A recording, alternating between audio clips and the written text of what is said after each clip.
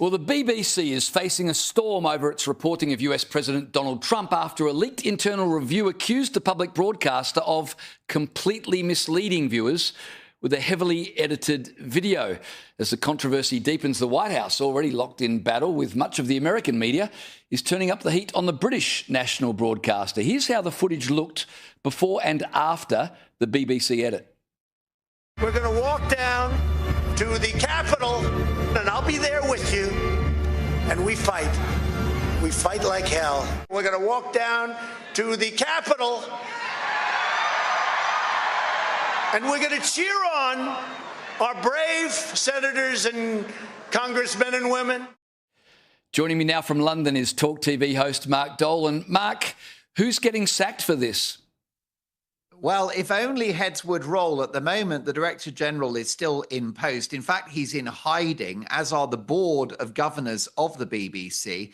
Your viewers will be astonished to hear, James, the British citizens pay in the region of $360 a year for the privilege of watching the BBC. If you own a TV set, you have to pay the license fee. You go to jail if you don't. And what we're doing is paying for political propaganda.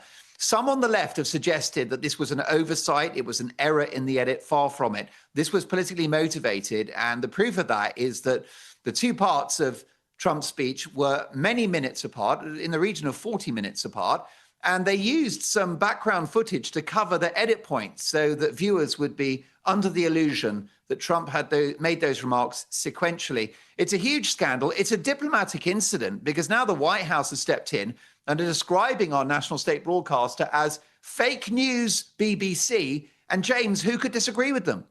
Well, you couldn't disagree at all. I mean, it's worse than fake news. It's absolute propaganda and lies. And it's not just in relation to Trump. This leaked dossier talks about the fact that the BBC have actively favoured Hamas propaganda over Israel.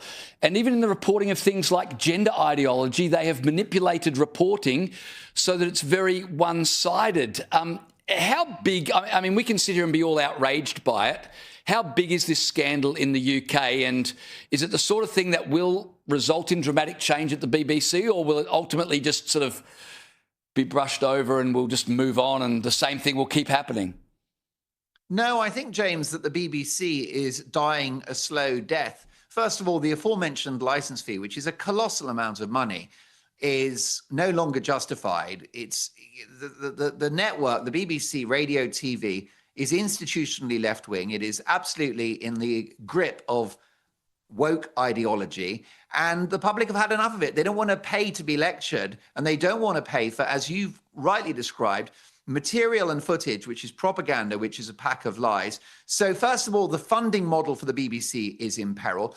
People are actually voting with their feet. They're not watching the BBC. Many don't pay the license fee. Our last Prime Minister, Boris Johnson, has actually said, send me to jail. I'm not paying until they've sorted this mess out. And as you said, it's not an isolated situation.